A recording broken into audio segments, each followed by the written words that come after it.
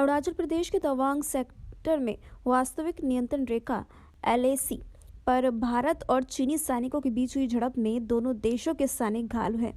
सूत्रों के मुताबिक यह झड़प एक दिन का नतीजा नहीं थी। लगभग 60 दिन से चीन की सेना यानी PLA के सैनिक भारतीय सेना को उकसा रहे थे। 2 माह के दौरान LAC पर दोनों देशों के सैनिक कई बार आमने सामने आए थे।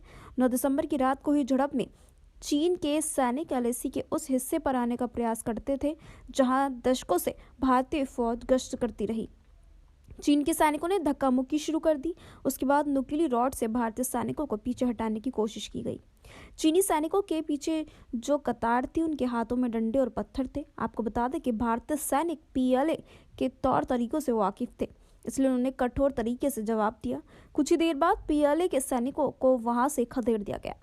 भारतीय सैनिकों ने PLA को उस पॉइंट तक पीछे हटाने को मजबूर कर दिया जहां सामान्य स्थिति में दोनों देशों की गश्त होती थी। साल 2020 में हुई गलवान की घटना के बाद कई बार दोनों देशों के सैनिक आमने सामने आ चुके हैं। भारत ने चीन से लगते लद्दाख और अरुणाचल प्रदेश के बॉर्डर पर कई क्षेत्रों में सड़क निर्माण शुरू किया है। गलवान घाटी में भारत द्वारा किए जा रहे सड़क के निर्माण पर चीन के सैनिकों ने आपत्ति जताई थी। 200 से अधिक सैनिकों ने LAC का उल्लंघन करने का प्रयास किया।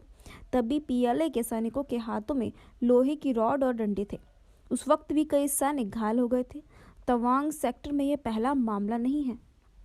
केंद्रीय रक्षा मंत्री राजनाथ सिंह ने अरुणाचल प्रदेश के तवांग में भारत और चीनी सैनिकों के बीच हुई झड़प को लेकर लोकसभा में बताया, चीन के अतिक्रमण को भारतीय सेना ने रोक दिया है, चीन की सेना को पीछे जाने के लिए मजबूर कर दिया है। इस झड़प में भारत का कोई भी सैनिक शहीद नहीं हुआ है।